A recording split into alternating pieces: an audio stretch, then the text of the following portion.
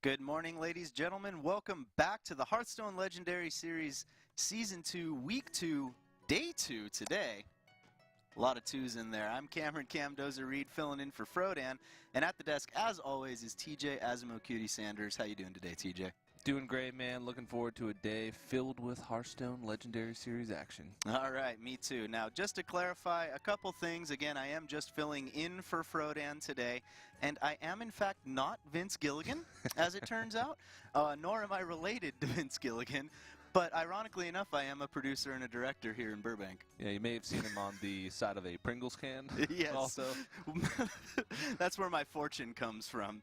Now, today we're going to have a lot of exciting action, but again, if you haven't been watching so far in Season 2, TJ, let's go ahead and break down the difference between the format from Season 1 to now. Yeah, last season we had a Challenger Cup and a Legendary Series match day every single week. This season we're spreading it out a little bit more. We have a Challenger Cup, then the following week we have the Legendary Series match day. We take the top 6 players from that Challenger Cup, pair them with 2 invited players, and that makes up the 8 players that play for the 4 weeks of the Legendary Series. Now, we're also giving out Blizzard World Champion points for those Challenger Cups, so there's a little more on the line, and a $1,700 prize pool every single week. Now, that all leads up to the Season 2 LAN Finals, which happens on June 5th, 6th, and 7th. That's going to be the 4 players, the 4 winners of each week of the Legendary Series. Plus, all the players are going to be put in a big pool at the end, and they're all going to play for those last 12 spots to make up 16 players. With that new format for this season, we also have a new match format. It's going to be Conquest. Now, Conquest, of course, with the Blizzard World Championship points being given out, Blizzard has standardized the competitive Hearthstone scene. Conquest is best of 5. Each player brings 3 unique decks, and they have to win 1 game with each of their deck in order to win the match. So it puts a lot of variance in the matchups as opposed to last Hero Standing. Yeah, gone are the days, as we said a few times yesterday, of just 3-0ing with 1 deck. This this Conquest format really forces you to be a more well-rounded Hearthstone player, as opposed to an expert in 1 deck and maybe weak in a couple other kinds of different matchups. Yeah, and we used to see in last Hero Standing like the pick counter pick, and the winner of the first game usually went on to win the series because they had that counter pick advantage. Sure. So they'd win 1 game back and forth, so the winner of the first, of course, would win that best of 5. With Conquest, the loser can switch decks. So you're not necessarily guaranteed to play against the same deck you just did, even if you won. And if you win, you can't even play the same deck that you won with because that deck is pretty much benched once you win with it. And so it makes for some really interesting matchups in series. Now, of course, we do want to thank our sponsors for making all of this possible. That's Plantronics Gaming and Gigabyte. Go ahead and follow those links down below to support the Hearthstone Legendary Series and support yourself maybe by upgrading your home gaming rig. Now, also, we want to hear what you have to say about the matches today. Go ahead and tweet at ESL Hearthstone using the hashtag HLS.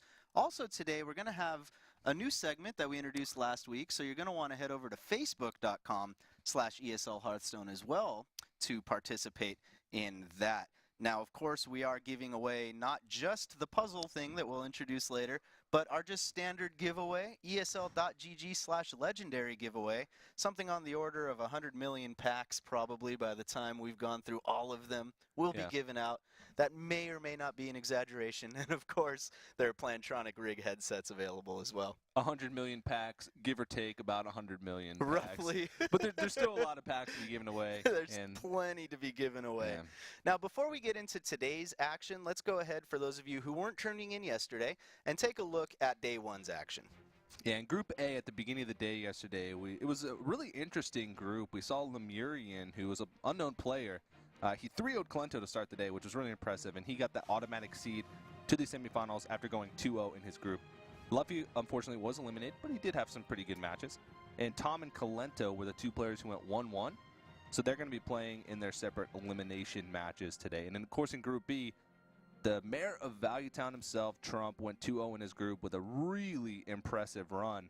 And he gets that automatically seed to the semifinals. And, of course, Lead Paint won't be joining us today. But it was fun watching his games. And Roger and Soundstorm are going to be the 2 players that are playing in those elimination matches. Yeah, now as we take a look at today's bracket, you will notice that the elimination matches between Roger, Tom, Soundstorm, and Kalento are cross-group. So this isn't necessarily an extension of the group play, these first 2 rounds. This is actually a whole new bracket that they've seeded into. Yeah, and of course, first game of the day is going to be Roger versus Tom. Both of our Taiwanese players. Mm-hmm. And you look at their names, Roger and Tom. Those really sound like Taiwanese players. But these guys are practice partners. They're not on the same team. Roger is on Wei Spider, and Tom is on Yowie Flash Wolves. Mm-hmm. But they do practice a lot with each other, and that's a trend for a lot of the Taiwanese players. Pin Ping Ho, Wei Fu, Frozen Ice. A lot of these guys, they're in the same Skype group. They practice a lot. A lot of times you'll see them bring out the same decks. Roger and Tom, though, they have different deck lists. So maybe about a week before, they probably said, you know what, not both of us can make it to those LAN finals. Not both of us can win this event. So we got to go our separate ways. And they did get matched up against each other in this, I guess, sort of quarterfinal or elimination match. The winner will move on to face, I believe it was Lemurian for that semifinal. So they still got a long road ahead of them, even if they do win this matchup. Now, the first match is going to be Rogue versus Druid. And then, of course, there's also a Warlock and another Druid for Roger, and then a Mage and Shaman for Tom. Yeah, it's hard to tell who comes out on top of this matchup as a whole, but right off the bat, I think Roger has the better of this first matchup. There was a couple decks that going into this, or he just wanted to dodge the Mage the first. He wanted to get a win with his Rogue against either the Druid or that Shaman. And Druid is actually a pretty good matchup for Rogue. A lot of times, Druid spends a whole turn playing a creature. Sure. Because they have a lot of mid-sized creatures, so in that mid-game when a Rogue is really trying to build up damage, they just can sap a big creature, right? Build up a board, maybe refresh their weapon, get ready for a big oil turn. And a lot of times, some of those middle-sized creatures just get caught in a Blade Flurry. And so sometimes Rogues can just get out to a good head start, get a sap for a big tempo play, and then run away with the game. Yeah, I've also noticed in my Druid versus Rogue games when I'm playing Druid that sometimes in most matchups I'll feel really good getting a piloted Shredder out, maybe on turn 3 after a wild growth or just held my coin. And then the Rogue, uniquely of all classes, is like, okay, no problem. Backstab for the 2 damage, Dagger for the 1, and then SI to clean up whatever came out. And I'm like, okay, that was supposed to be my big strong play. Yeah, they can have a lot of big tempo plays early on, and they have a lot of clean ways to deal with early boards. And the one way Druid can win, of course, is the way that Rogues always lose, or most of the time lose, is just by pressure. Sure. Druids, that's one of the things that they can sometimes really excel at. They can put out early big creatures with Wild Growth, with Innervate. And if they can do that early enough, sometimes the Rogue spends the whole game playing catch-up, and then by the time they get back in the game, it's combo time, and they lose. All right, so the first couple turns, both players just going to pass. We do already see Wild Growth in the hand of Druid, which is always an early sign of success in any matchup for the Druid.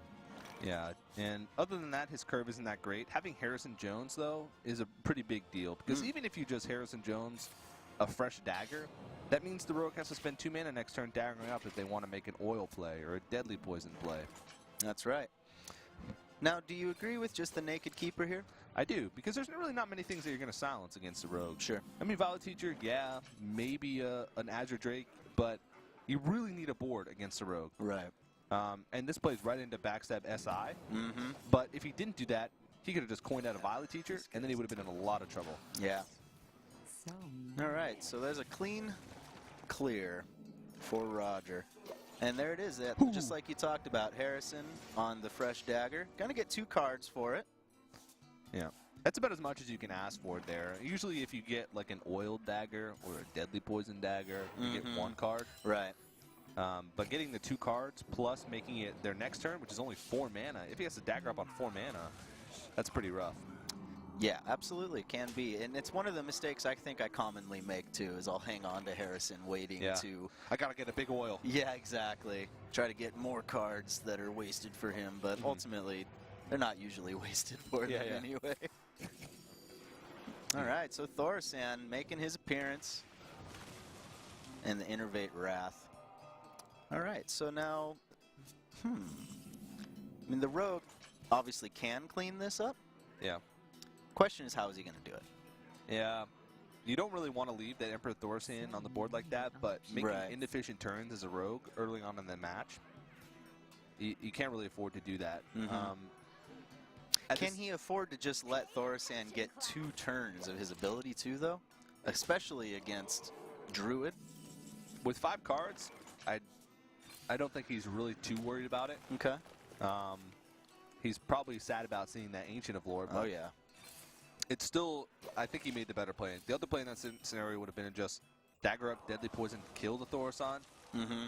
But then he would have had an empty board with just a Deadly Poison equipped. Right. And now he's in a little bit better of a spot because he can Blade Flurry this board down. No, I don't think, yeah. he's going to hold. I don't know if this guy's I don't really necessarily agree with that play. Yeah. Well, he does have Sprint in hand. He's got both Blade Flurries for the crazy late game damage play that he's hoping for. Yeah, he wants that bigger board, but at the same time, he could have completely cleared. Mm-hmm. And usually this 9 mana is a really big power play for Druids. They can play Cenarius, or they can play one of their 7 drops, plus add in an extra hero power or a Wrath. Mm-hmm. So it's... Wow. It's a little bit risky of a play, and he just wanted the bigger board. But now he's in a lot of trouble because he doesn't have a sap or really any way to deal with that Rag at the moment. Right. And Rag is a great card against Rogue because, I mean, it's you sap it, but it has immediate effect when you place it on the board. So right. You can play it the next turn, and you're still going to get 8 damage. I think he may have to sprint here. The other option would be to throw down the Violet Teacher, I guess, clear the... Yeah. The Violet Teacher makes it so that he can ignore Rag and have a 1/1 token on the board that he's either forced to hero power or have the Rag have a chance to hit the 1/1 token. And this puts pressure on, but it makes it so his next turn he pretty much has to sprint, and he won't really have a follow-up play. Right. For 1 mana, maybe, I don't know, backstab, or if he gets a prep, he can like I was going to say, yeah, you could always top deck preparation. Yikes. Oh, boy. So... what's Ragnaros going to hit? If he hits this Violet Teacher, that could just be the game. Yep. And there it is. Yeah. Whew. Although, oh, wow. Picks up the other sprint. Yeah. So he's going to have to draw... okay, I was going to say, there's the Tinkers. He's got the Blade Flurry. Just really rough. It's still rough, yeah. Because this is... oof. If he had... let's see. If he had Savage Roar, would this game be over with Ragnaros' hit? Yeah, I think it'd be over even without Ragnaros on the board. Yeah, it would. He would have enough, just about enough damage, I think, even without the Rag on the board. Maybe it'd be just shy, but either way, the Rogue would be in an impossible situation. Yeah, and the scenarios makes it tough because in order to get a good Blade Flurry off, you have to attack into one of the Treants, or just Blade Flurry with nothing on. And even if he like tinkered and Deadly Poison and Blade Flurry, it would still be too tough of a situation to come back from. Yeah. Well, so he has to Blade Flurry, but even that... he's still dead. Still dead. Yeah, there it is. 3-2 popping out, sealing the deal. He needed a Doomsayer from the Piloted Shredder, I guess. And even then, there was still a likelihood they would have died because the Force Nature was in hand. He didn't need that much more damage. So, first game, even though I actually liked that matchup for Rogue, it went to the Druid. Yeah. And so Tom taking a 1-0 lead over Roger. And now, if you're Roger, do you stick with the Rogue, given that it's either going to be a Mage or a Shaman that you're up against next? Yeah, I would still stick with the Rogue. Shaman's a good matchup. Mage, not necessarily. Actually, was Tom the player with the Freeze Mage? I'm nearly positive he was. Okay, well, either way, both mages aren't that great of a matchup. We've seen what Rogue can do against Freeze Mage. You have to put on a... Lemurian did it yesterday fantastically. He played almost the matchup nearly perfectly.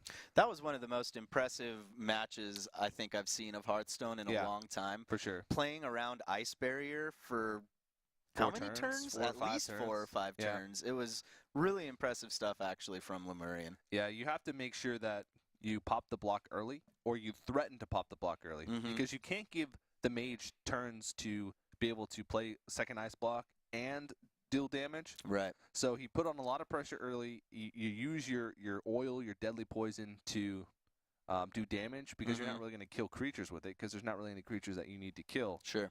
And let's see. Nope, it is going to be Shaman. So this is a lot better of a matchup for Rogue. Right. A lot of times one Blade Flurry can completely win the game. Yeah.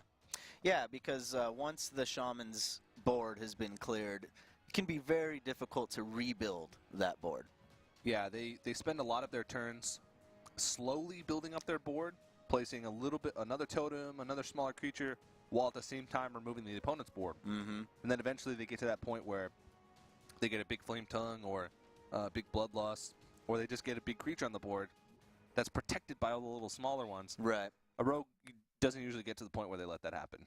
So Tom's mentality, probably knowing that Shaman is probably his weakest deck that he has to win with, though, in the Conquest format, just going to try to get that win early if you can. Yeah, that seems to be Tom's strategy. He plays Shaman very early, usually.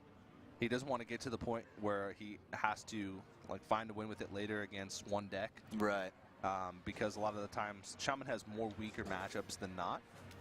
And he's probably disappointed that he's going up against the Rogue, but he's got a one-game lead, so if he can get a win with his Shaman, right now, he's sitting really, really nice. Yeah, absolutely. All right, so first totem hitting the board. Piloted Shredder is a great card, though. You talked about it earlier that Rogues have better ways to deal with it, but it's still a lot of cards. Yeah, in this matchup, you want to make the Shaman or make the Rogue use their cards inefficiently. Right. Like getting him to clear a board full of totems with Blade Flurry. Right. Or just like a board full of totems and a Zombie Chow with a lot of cards. Or using 2-3 cards to kill one Piloted Shredder. Those are the things you kind of have to do. That is always the worst feeling when you're up against Shaman, as any class, is when you feel like you're forced to use your big AoE board clear, and all you've done, you haven't really killed a single actual card, it's just been tokens. Yeah. And this positioning here is pretty fantastic. This is the one thing that separates the Shamans that can actually play Shaman in competitive play from the Shamans that are just ladder heroes and say that they're great Shamans, but they would never stand up in a Conquest best of 5 against a pro player. He actually put the Zombie Chow in the middle because he knew that he wanted to trade that off first before he would start doing damage. A lot of players get into the habit of putting all their totems on one side, which when Zombie Chow is one of those cards where you want it in the middle because you want your your least important cards on one side and then your important cards on the other with the totems on the far right. But the Zombie Chow is something that you know you're going to trade early, and so you put that in the middle so you make sure that Flame Tongue totem has really great positioning. This hurts, but yeah, that's a little rough. And back to the Zombie Chow too, there's few things in Hearthstone that feel quite as good as a 1-mana card trading up to a 3-mana card or sometimes even higher. Inconsistency with his Zombie Chow placement. Yeah. That makes me question his initial placement if it was just an accident or if it was actually good. Because now, I guess he doesn't have second Flame Tongue totem. He doesn't have one in his hand. It doesn't really matter as much. Or maybe now that the game is going on a little bit later, he values that Zombie Chow over the totems more. Who knows? Maybe it was all just an accident. Maybe. Although I doubt that in the case of these two players. Yeah. Okay, so Lotheb, pretty nice little pickup off the top. And going the aggressive route, knowing that he needs to eventually get a big damage turn anyway. He's got the sprint in hand to try to pick up a couple more of the pieces, although he's already got Poison, Tinkers, and Blade Flurry in hand. Yeah. Check first. Oh, wow. Hey, that's a nice little pickup. Yeah. Doesn't really do him much good right now, but not in this particular situation. As Shaman, that's a great card to have. Yeah. It's almost kind of a less good version of Flame Tongue. Just with a body. Yeah. Okay. I actually would have liked to see Neptulon there because he did have a follow-up play after he played Neptulon. But he might have been looking for a way to clear off this Lotheb on that turn. Like a crackle. Sure. Yeah, he may have picked up the read that the opponent, instead of taking the trade the last turn, hitting him in the face. Yeah. He's trying to set up for that big damage turn, so Yeah. I better kill as much of his board as I can while I can. Oh, and this makes it a really juicy Fire Elemental. All right. The Place. Shaman's starting to take control here a little bit, probably feeling pretty good, but look at the hand. of this rogue. Yeah, he's got a lot of options here. He's got everything he needs. Yeah. Hmm. This Blade Flare, okay, double deadly poison. I see. Yeah. It may seem a little bit wasteful because he's not getting the attack off, but attacking into the Taunt Totem wouldn't have done anything. Wouldn't have made a difference either way, exactly. And if you think about it, he's basically trading 3 of his cards for 2.5 of his opponent's cards. Yeah. But he's gaining control of the board, so that's worth a half a card in itself. All right, so looks like maybe either a Neptulon Totem sort of a turn. Yeah. Other options would be, Paladin Shredder, Shredder, Totem, and Feral Spirit. He can, if he see, yeah, this might be the play. After you see a Blade Flurry is the time you want to flood the board, especially since he's seen both Deadly Poisons Blade Flurry. Sure. It's kind of rough that the other Blade Flurry is already in the hand of Roger, but I mean you can never really predict that. And this is a calculated play. And Neptune is a card that you save for when you don't have any cards left. It's sort of that card that when your opponent's exhausted a lot of their removal and you know that you need to refill your hand, then that's when Neptune should usually come out. So playing the board first and then using it is probably the better play. All right, well, there's the other Blade Flurry. Wow, he's at 12 health already. And he's already pretty low. It's like from residual damage as well. There it is. All right, what's he get? Always old Murkai. This is almost the exact same cards we saw yesterday, except there's a Cold Light Oracle. Yeah. Oh, all right. So you can Violet Teacher prep sprint. Oh, jeez. All right. And he can even sap on top of that. Neptulon is not the greatest sap target, but Neptulon is hard to play again because you have to make sure that you have enough room in your hand. I was just going to say. You're overloaded the next turn. It might be easy to say, oh, you don't want to give Neptulon another opportunity to do that. You don't want to give him more Murlocs. Yeah. Who cares? They're Murlocs. But, yeah, it's definitely one of those cards that doesn't always feel that good dropping 2 times in a row, especially when you're looking at a hand that full. Yeah. I think here you might have to Azure Drake and go for a Crackle on this Violet Teacher. You can't leave that alive. Another option would be to just Rock Biter down with the Mad Scientist. And then he could play a bunch of Murlocs. And that's a little bit more consistent of an option. Yeah. There is a chance that he could have rolled a 4 with that Crackle. And I think he wants to try and reduce as much damage as possible on the board. Right. And put as much bodies for himself on the board as possible. Yeah, definitely being down at 12 health. Even though you've seen both Blade Flurries, that's not the only way that Rogue can actually deal damage to your face. Yeah, and I think that is game with the Eviscerate in hand. It is. All right. So Roger going to even up the series, going to 1-1. Yeah, and I mean, that's just sort of how that matchup goes.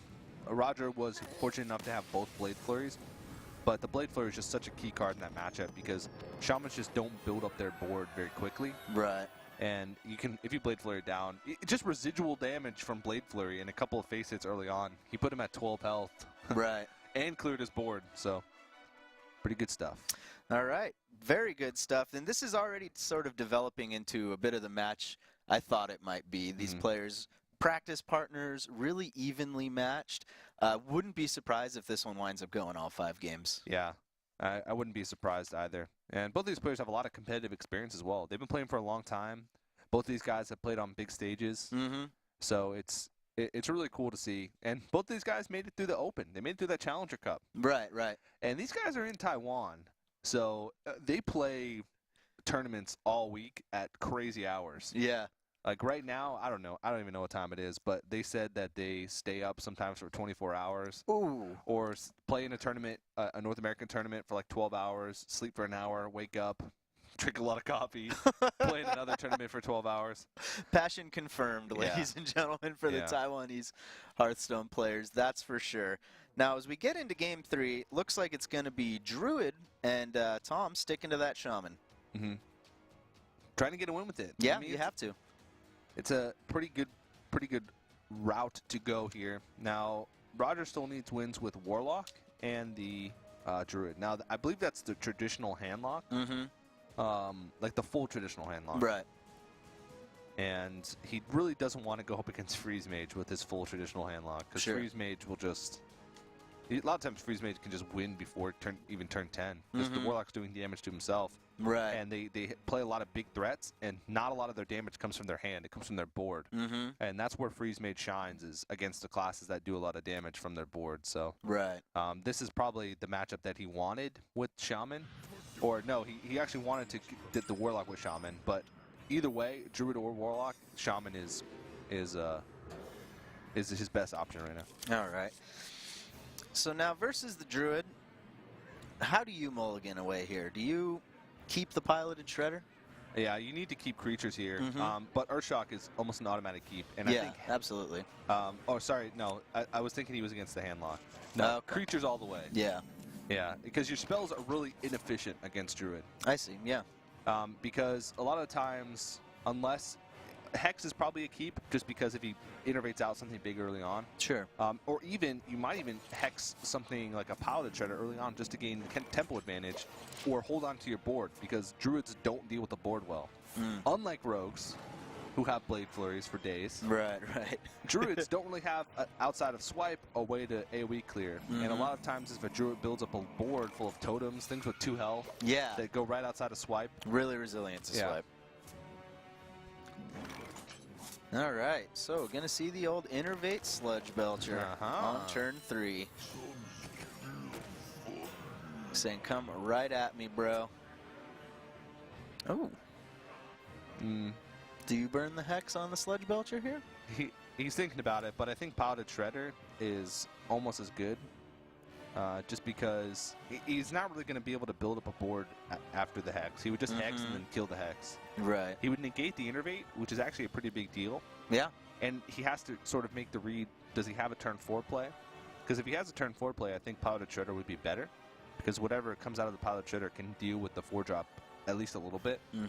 But this is one of the reasons why Hex is so strong, because he basically just negated the Innervate. Yeah, and I think I like this play too, because Piloted Shredders just get eaten alive by Sludge Belchers. If Piloted Shredder's your only answer to the Sludge Belcher, that never feels particularly good. And as we can see, he's got to feel pretty nice seeing nothing but a Hero Power pass. All warm and fuzzy. And Defender of Argus is fantastic in this matchup, because it puts cards out of reach of some of the AoE or the spells. And like next turn, he could, well, no, it'd be a little bit outside. I was thinking Defender of Argus Rockbiter. But Flame Tongue's a nice pickup. That is fantastic. Making for a really clean trade here. We'll see what comes out of the Shredder. Oh! Man, that is the worst feeling in the world. That and Millhouse Mana Storm, when you see that come out of your opponent's Piloted Shredder. I am a little disappointed in Tom for not emoting greetings at that point when that popped out. He gave a small smirk. Yeah. That's his version of a greetings. And now he's forced to use a swipe just to take off. Just a single minion. Oh, man. Rough. Yeah. And now he can just start pushing the damage. I mean, this is just, he's in a great spot here.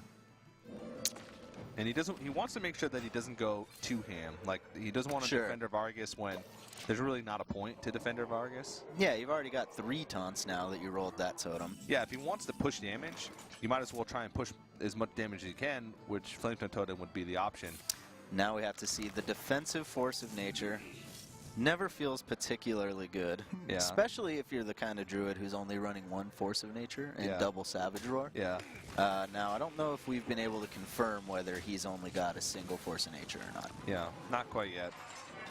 Maybe we'll have a game where we get through his whole druid deck, but games where you get through a whole druid deck are maybe not the most interesting. that can absolutely be true. So how does the Shaman put on the most pressure here? Okay, I guess he wants, I was going to say Fire Elemental, but I guess he wants to make sure that he gets as much benefit from the Battle Cry as possible. Sure. But Neptulon, of course, like I mentioned earlier, you want to wait till your hand is sort of empty. Right, right. Before playing it, because there's really not a point. Because if you played Neptulon there, that would have been all he did. and it would have made it so that he would be given a BGH target. It's sort of the same with Fire Elemental as well. He wants to make sure that he doesn't give him a BGH target when he doesn't need to. Now, hold on a second. So there's 5, 6, 7 plus 3. Oh, looks like he's just a little short. That Lotheb came right in time to prevent Rockbiter from being lethal. Yeah, but I mean, it really... But at the end of the day, will it save him in this match? Probably not. Yeah. I think Fire Elemental positioning here is going to be big. He doesn't want to put it next to the Flame Tongue Totem. Even though it might feel like you want to. Puts it into BGH range. Exactly. And that's one of the ways that the Druid is going to get back in the game, is if he gets that sort of free trade. Sure. And that's just not something that he can afford to do. And now he... Well, this one's over. Yeah, he can't come back. Nope, you can't clear that board. And that is lethal damage, just staring you in the face. Yeah. All right, and he picks up the win with the Shaman. Wow. Up 2-1. Shaman is OP. Shaman's so OP. Shaman is the class whenever I play against it that either feels helpless against me or I feel helpless against it. Yeah. I don't ever have very just, oh, that was a pretty good competitive game versus that Shaman. Great slugfest. Yeah. It's either, poor Shaman, look at you, or like, oh my gosh, Crackle. Oh my god, Lightning Bolt? Yeah. Hex, are you kidding me right now? What am I supposed to do here? Yeah. That's been my experience. He picks up the win with it, so that's good. Yeah. He can cross that one off his list. And now the only deck that he has to win with now is his Freeze Mage. Is his Mage, right. And he's got 2 chances to do that. And both decks are actually pretty good for him to be able to do that. Okay. Druid could be a little hard. Druid is one of the classes that has ways to deal with it because they have the ability to armor up. They also have some heals in the form of Ancient of Lores. Yeah, but do you ever feel very good using an Ancient of Lore for the 5 health? A lot of times you have to in this matchup. And we saw in the last season of Legendary Series, nobody knew how to play against Freeze Mage. And we saw players constantly using Ancient of Lore right on turn to draw cards, both of them. And later in the game, sometimes that's all you need to just get yourself out of range of their damage, especially if you can get a couple points of armor. Sure. Being at 22, 23 health after an Alexstrasza effective health is actually a really big deal. And they also have burst potential with Force of Nature Savage Roar. Right. Most of their damage is from their board, but they also have that burst potential from their hand, which can get an unexpected Ice Block pop. Sure, sure. Which can force the mage into a defensive position, which usually means they'll lose the game. Okay. So you think the Druid would be the clear choice going up against the Mage as opposed to the Warlock? Yeah, I think Druid first. Warlock still has potential to just get a big board early on if the Mage doesn't draw into Doomsayers or Frost Novas. But that matchup is just so hard. They also have the heals, but a lot of times you don't even need the Alexstrasza to win that game.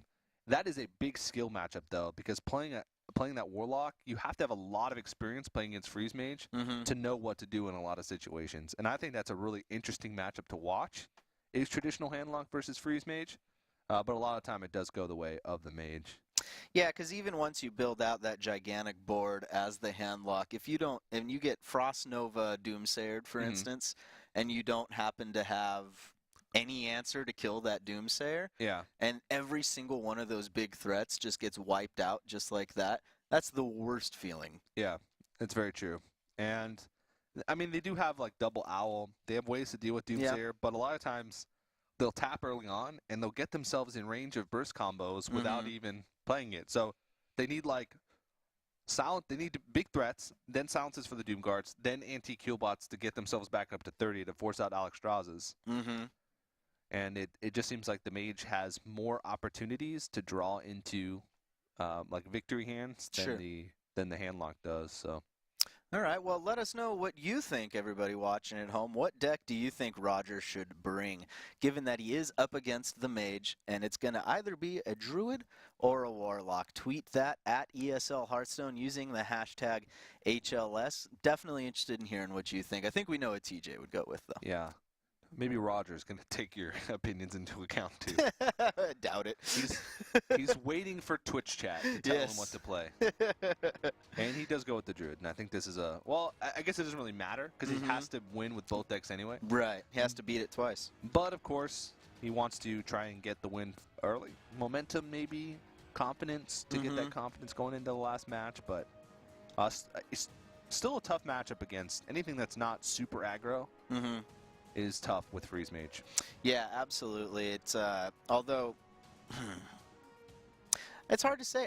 I never ever want to count Druid out of any matchup. You can. However favored the other class might technically be, because all it takes is that Dream Curve, that Thorisan on maybe turn 4 or something like that, because he had Wild Growth. Yeah.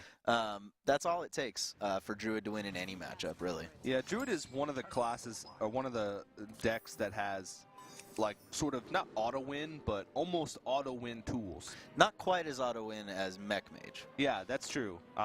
But decks like that are always going to be consistently good, because over the course of 20, 25 games that you play in a tournament, with Druid, you're bound to get wild growth, big wild growth, or big innervate starts, or early combo draws. Early sometimes, and Mage just doesn't have, Freeze Mage just doesn't have those. They can have great hands, but none of their hands that they'll have, they always have the same win condition. Right.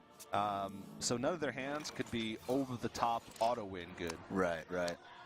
Yeah, Freeze Mage is one of the trickier classes to mulligan for, I believe, as well. Yeah, most of the time you just want card draw. Either Mad Scientist and card draw. Yeah. There's exceptions when you're playing against aggro classes where you hold on to, like, Frostbolt. But most of the time, it's just always going to be card draw. Frost Nova and Doomsayer have merit against faster classes too, or classes that you know will have big boards early on. Like, if I had Frost Nova and Doomsayer in my hand, I would keep it against, like, Mech Mage. Sure. So he opts, instead of going with the keeper play there, to maybe either silence or just clear the Mad Scientist, to go for his Druid of the Claw. Yeah. Ooh. Choosing not to run in and get the secret, which must be the Ice Barrier at this point in the game. Yeah, he would. He played the secret there, so he would guarantee that he would get the Ice Barrier. Ooh, and he gets an Ice Barrier in his hand as well. Yeah. It's an okay opening hand, but really not too amazing here. Sure. Flame Strike is going to be really great, because Flame Strike is usually a fantastic card to have in your hand against against Druid. And he's priming them already. Yeah. Oh, Just getting it set up. 4 health. Gonna be nice and juicy. But in the meantime, he's gonna be able to clear all of the armor from this attack, but then that still is gonna have 25 health. And you were hoping to get him much lower than that with this board. I don't know, though. This is what you have to do, though, against Freeze Mage. Just put on pressure. Sure. You don't want to put that 4 damage or that 5 damage into the Acolyte of Pain, even though you're giving him another draw, effectively. It's all about pressure. Force them into a defensive position.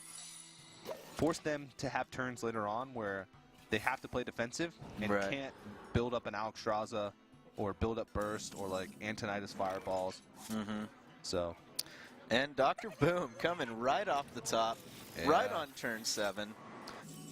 Gonna give him a little bit of survivability against Flame Strike here. Ooh, Blizzard, though. Blizzard would feel much better than Flame Strike at this point. Yeah. Usually you Blizzard before you play. You use Blizzard to prime your Flame Strike. I was just going to say, it softens everything up a bit. Yeah. In this case, though, he's afraid. I don't even know what he's afraid of.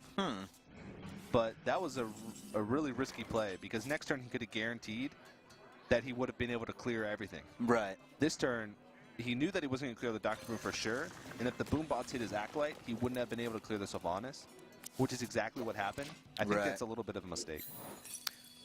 All right, maybe he felt a little comfortable, because he did have that Ice Barrier up, so that's 8 more health. He's effectively sitting at 29, not at 21. But now both Ice Barriers are gone. Doesn't have second Ice Block in his hand. It feels like it's going to get popped pretty soon. I mean, just Force Nature Savage Roar. The Savage Roar after a couple of hero powers. Yeah. Okay. So the Druid at this point is trying to basically just, if possible, where possible, pour on as much damage and to get him as close to being able to pop that Ice Block sooner as possible. Yeah. Just building out a big board. But Blizzard's just gonna wreck that. Keep him in place. He's like, all right, he's already played Flame Strike and Blizzard. I can really just build a board finally. But unfortunately, not the case in this situation. Yeah.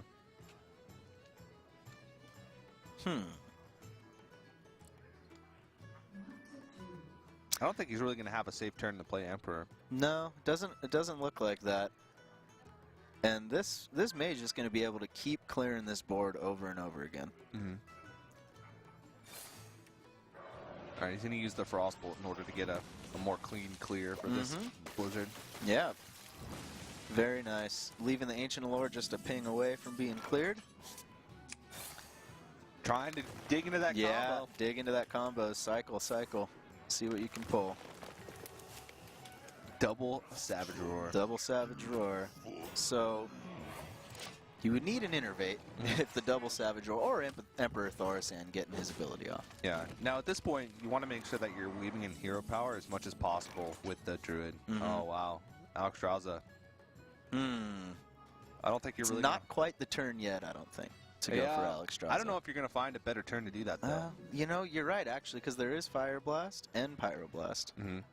Fireball and Pyroblast. Yeah, he might play the Emperor here and ping off the Ancient of Lore, but you want to get the Alexstrasza out sooner than later because you're not guaranteed a safe turn to play Alexstrasza later on. You could have combo next turn, pop your block, and then you not only have you not played Alexstrasza yet, but you also don't have the second block. So it feels like Alexstrasza this turn would give him the higher chance of winning. But I would be okay with the Emperor play plus the ping. And maybe even play the Blood Mage just for cycle to try and draw in a second ice block because you know it's going to get popped soon. Yeah, I think the merit to the Emperor play too is that if your opponent does have combo and he pops your block right now, you're hoping to top deck your second ice block, otherwise you probably lose. Yeah, so he goes ahead and plays the Blood Mage for cycle here just because he knows that he's going to need to draw into that second ice block. But reducing the cost of Alexstrasza and Archmage, that's pretty good. Yeah, and if it lives for another turn, which it won't, he can make an 8-mana Pyroblast, which is ridiculously overpowered. If that was ever in the game, my goodness, mages would be broke. Game would be broken. Yeah, clearly. You know what's even more broken than that? 3-mana Conecolds. Yeah, that would be messed up. 5-mana Blizzard, could you imagine that? 5-mana Blizzard, can't even imagine. How about it? What would an 8-mana Mind Control be like? Whoa. Brutal. Too strong. All right, so he's going to cycle, deal 1 damage first to set up for a clean swipe. And he does pick up the Force of Nature. Yep. So he'll be able to pop the block. And gets an armor. Yep. Those points of armor are a pretty big deal because that's extra health that he has after Alexstrasza. Wow, so what do you do here if you're Tom? He has the Mad Scientist, but Roger, I feel like Roger has a lot of experience playing against this matchup because he's held on to that Keeper for a long time. He's had a lot of opportunities to use it. Right. He's holding on to it for Doomsayer or Mad Scientist when he can get the killing blow. Yeah, this is a tough one to say. I think you have to Alexstrasza Mad Scientist here. You're never going to get another opportunity. That's true. The Mad Scientist came really in good time. Especially, he may not know it, but we know that there's combo sitting in Roger's hand already, and it's almost guaranteed to be the play next turn. Yeah. So, Now, he could, like, make an Archmage Antonidas play and, like, Fireball. But, because, like, if he combos next turn to pop the block, he can just have a lot of spells next turn to chain fireballs and put on a lot of pressure. But Alexstrasza, I think it's so hard to find time later on. You need to play it as early as possible. Yeah. He actually pings, so he's going to ping off the armor. Oh, wow. Bold moves. Yeah, definitely. Yep. So maybe, though, he does see that next turn he can always kill his own Mad Scientist and potentially kill some other stuff with an Explosive Sheep to guarantee he gets the next block. When you're killing your own Mad Scientist, you've pretty much lost. Yeah, I mean, you're right. Unless you know you're going to kill them the next turn. He can clear Alexstrasza here, too, now that he pops the block. Yep. Yeah.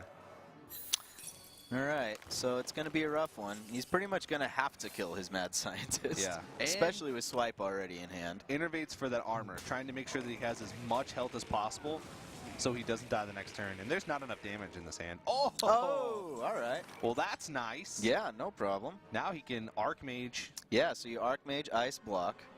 And then... Ooh, that's it, though. Yeah, but then next turn, you can only deal 13 damage He'll need... with the double fireball ping.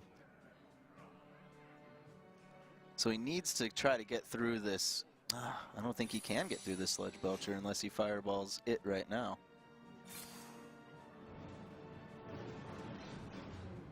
Okay. I think he realizes that he might have lost. We'll see. Well, he's desperately trying to find something. He's saying, Well, maybe, hold on a second. maybe if he doesn't hero power. Yeah, I was going to say, if he doesn't hero power, Pyroblast wins. Of course, 10 health against a freeze mage. Everybody knows better than that. Yeah. All right, well, Pyroblast costing 9 mana. One more turn from Thaurissan, and this would have been a win. Mm-hmm. And at this point, even fishing with the Acolyte, does he have any outs? Both blocks are gone. Both barriers are gone. No, he doesn't. I'm a little bit surprised to see him not concede here. Yeah, maybe trying to get a little more information, but Frostbolt doesn't do it. All right, there it is. And as predicted, the practice partners, both Taiwanese players, going to Game 5, where it's going to be Warlock. Yeah, I'm not really surprised here. The Warlock versus Freeze Mage, I talked about that a little bit earlier. Really fun matchup to watch because there's a lot of thought that has to be put into both sides. Warlock needs a lot of great cards, and they need to play them at the perfect time because you don't really have wiggle room. Right. Every point of health matters. So instead of just auto-tapping every turn, once you get to 6, 7, 8, you can't just tap and hope for the best. Right. It's you really have to play it smart because a lot of times you can't get to that point where you also make sure that you hold on to your board long enough and hold on to your health total long enough and are able to kill him because they don't do any damage from their hand. Basically, they might have Dark Bombs or Hellfire, but their burst potential is not that great. And I don't think Roger was running the Leroy or the Arcane Golem. I think his was very... Was that Roger that had Leroy snuck in there? Lemurian had Leroy. It was Lemurian that did? Okay. I can't remember if Roger was the player who had the... No, it was... I don't know. Maybe Roger was the Warlock player who had the Arcane Golem. Questions and mysteries abound here at the Hearthstone Legendary Series. Yeah. Well, we'll definitely probably wind up finding out as No, Luffy was the Warlock that had the combo, the full combo. Yeah, there was, and then there was the player that had Leroy that made us think, oh, maybe this is a combo too. And Yeah, Leroy's the Lemurian, activator, but he had Faceless and Leroy in Lemurian's deck, and he actually won a game where he Leroyed and Defender Vargas' own Leroy for lethal. So I remember that. But this is very traditional handlock, I do think. yeah, it definitely appears to be such. And Roger's the player that was really good at drawing with handlock, right? He's got the Mountain Giant and the Twilight Drake again already. Yeah. 3 handlock games I think we saw from him yesterday, and in all 3 games he had at least 2 of either Twilight Drake or Mountain Giant in his opening hand. Now he's got them both again. And he has Anti-Keelbot, which is a great card for this matchup. Yeah, as soon as you feel like, oh man, maybe I over-tapped here, maybe I'm in range of all that burst from the mage. Yeah. Okay, I can just heal bot and put myself right back out of there. Yeah, he also has the Ironbeak Owl, which is going to protect his board from the Doomsayer, protect his Twilight Drake and his Mountain Giant. And so many possibilities. Okay, this allows him to fit his curve better because this way he can next turn play Twilight Drake or Mountain Giant because otherwise he would have had like a floating mana. Right. And this way he gets an extra card plus throws his Ancient Watcher down there in a turn where he would have just played his Mountain Giant anyway. Right. All right, so he goes with the Giant, not the Drake. And we'll see. It probably... What do you think? Frost Nova here, clearly? Do you have to slow down that Mountain Giant, or do you just allow yourself to take the damage? Yeah, you can Frost Nova here, just because you have Blizzard in your hand as well.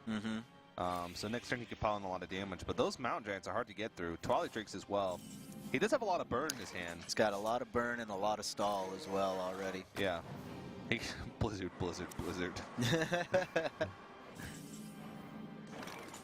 He can just bank on that explosive sheep, Yeah. poking for 1 damage. Always. It adds up. Always it really adds up. intimidating.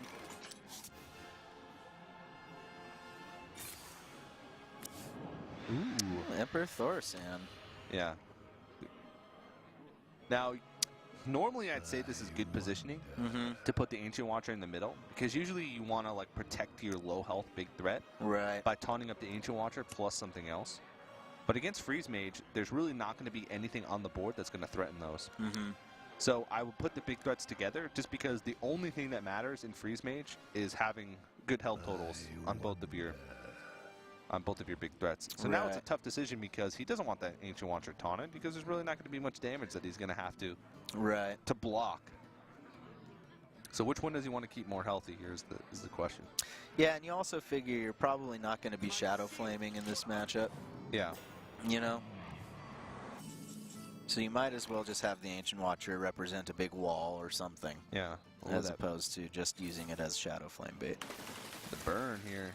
More blizzards coming down. Just endless stall, and then he's got Frostbolt, Ice Lance, and both Fireballs. He's got all the damage he's going to need. And he hasn't been touched, but his cushiony blizzard wall or his cushiony blizzard stall is oh wow, that is really rough. And here's going to be a full board clear with that. Off the top. Really nice. That came just in time. And that's a huge amount of threats that he just eliminated. Mm-hmm. Now Ragnaros though still is really strong when it's frozen. Right. It's still going to do the exact same thing. Who cares if Ragnaros is frozen? You think it'd be he's a giant dude that throws fireballs. Correct me if I'm wrong here too. His damage doesn't pop Ice Barrier either, No, it doesn't. because no. the mage wasn't attacked. No. Yeah, but I just don't get it. You think like him being frozen would like extinguish him? No, he just melts the ice. He's made of fire. But everybody No melts the ice no after a problem. turn. Oh well, one of those things. It's another you know, one of those that why keep- does sprint work the Yeah. way it does questions. One of those things that keeps me up at night. All right, so we're going to see some more mountain giants coming down now. Okay, so the fireball is 6. Frost, well, with Thalnos 2, that's going to be 4, 5, 11. So, oh, and then, yep, Healbot's right on time to get himself out of range. Yeah, luckily, because that's a lot of damage staring at him.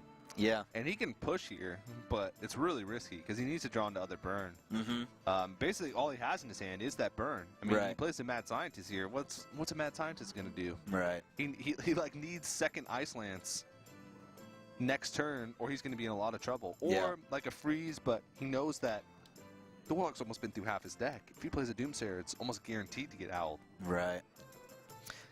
Yeah. This is definitely looking like a bit of a tougher situation this time around for Tom than in the last game. He's really thinking about what's the best play here, because he's thinking, if I just throw all my burn out there right now, then what's left? Yeah. Right? Mm-hmm. And he's thinking, do I need to clear Do I this need giant? Right. But I think he's just gonna mad scientist and ping the face. Like, Oh, that doesn't feel very good. No. And that pretty much tells Roger that, hey, his hand is either burn Mm-hmm. or very situational spells. If he had Alexstrasza, he would almost for sure use it right now.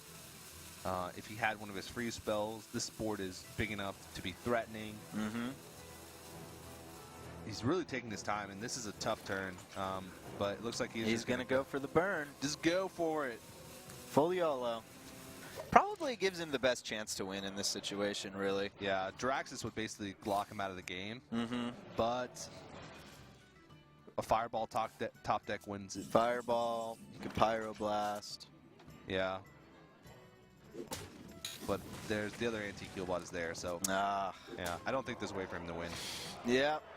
It's going to be hard, that's for sure. Yeah.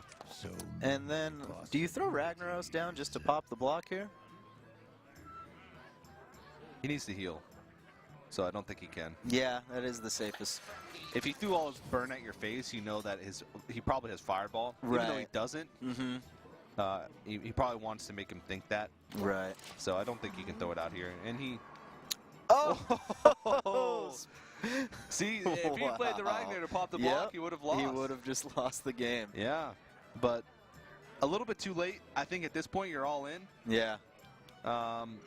You might as well just go for it. Mm-hmm. Hope you top deck a Fireball next turn. Yeah. Top decking and wrecking. He might want to. There's really no way to play it safe because the safest play here is Mad Scientist Doomsayer, which basically guarantees that just loses you the game. Yeah, it guarantees that you get your second Ice Block or something. Right. You just got to Pyroblast here. Yeah. What are you going to do? Yep. I mean, next turn he could get Arcane Intellect and draw into second Frostbolt and Ice Lance. Right. Which would also win him the game. He could even get Loot Hoarder, ping his own Loot Hoarder, and draw into it more. Draw into Fireball. Yeah, draw into Fireball. Or wait, was it both? It's both Fireballs are gone. I think only one. I think both. Really? We'll check later. Okay. One What was did he use the other positive both. Fireball on? Face. Earlier on? Uh-huh. And Okay. then there was the first heal bot that came up. That was how he got him to 15 before he played the heal bot to go back to 23. Okay. That was when I was on my tangent about the stupid Ragnaros being frozen. So Right, right. I was stomping around the studio in a fit of rage. Didn't get to see the Fireball. Clearly they need to think about their lore just as much as they think about their balance. Exactly. And incorporate their balance into their lore over at Yeah. Blizzard. Just kidding. We love you guys. And well, he pops the block, but Oh, and using the owl just Yeah. to guarantee that the second block has to come off the top of the deck. All right. Too little, too late. Does he ping himself in the face for He the honorable concedes. Sudoku? No, just concedes. Okay. yeah. And so Tom, that was an elimination match. So Tom Yes, is it out. was. He did not get what he needed with that freeze mage. Had two chances, Mm-hmm. and Roger did a fantastic job of coming back to that one. He's going to move on to the semifinals to face Lemurian, and that should be an interesting matchup because Lemurian, haven't seen much of him, Mm-hmm. and he was the player that probably had the most impressive performance yesterday, the quickest wins. Yeah, 3-0 and 3-1. Yeah, so Yeah. Roger's got his work cut out for him again. Now, last week we saw, or in the Legendary Series week number 1, we saw that the two players that got automatically qualified for the semifinals lost. Right. Maybe because they weren't warmed up, they weren't used to their decks yet. So it seems like even though you get automatically seeded, you have to play less games. They need to make sure that they come into the series warm, or else they're not going to do. Last week they lost, so Right. we'll see how Lemurian prepared for it. But that's going to be a good matchup later on today. All right, well, Lemurian's going to have to bring some pretty high-level stuff. And speaking of high-level stuff, we have a new segment that we've added to the Hearthstone Legendary Series that's coming right at you again, called the Pro Perspective, in which our good friend Freshka has provided us with a situation that, on the surface here, may look a little more simple than it actually is. However, the contest here is if you go to facebook.com/ESL Hearthstone and submit your answer to what you would do in this situation if you were Fresca and get it right, you'll be entered into a raffle to win 5 packs. Yeah, 5 Pack-Arenos. Pack-Arenos. For basically just playing one turn of Hearthstone. Yeah. That's better than any daily quest you'll That's ever exactly right. So again, take a look at this situation. We'll leave it on the screen just a little bit longer. And of course, we will post this screenshot on our Facebook page as well, so you can take an even deeper look at it. Think about what you would do and enter the raffle. Now, of course, we're also doing our normal weekly raffle. Go over to esl.gg/legendary Hearthstone to enter into that raffle for Plantronics rig headsets and more packs. I mean, we're just giving away packs here. It's crazy. There's no excuse for you if you're watching at home not to have every card in the game. Yeah, I'm handing around a petition because I'm not eligible for the packs apparently. So if you see an army of angry Azumo supporters going around your neighborhood with a petition to allow Azumo to be eligible for the pack giveaways, just make sure you sign that. Okay. Well, allowing you all to be eligible for the for the giveaways are our generous sponsors, Plantronics and Gigabyte. Thank you very much for your continued support of the Hearthstone Legendary Series. Now, our next match is going to be Silent Storm versus Kalento. I want to hear what all of you have to say at home. Go ahead and tweet us your predictions using the hashtag HLS, and that is at ESL Hearthstone. But don't go anywhere. We're coming back with what wind up could be the best match of the day.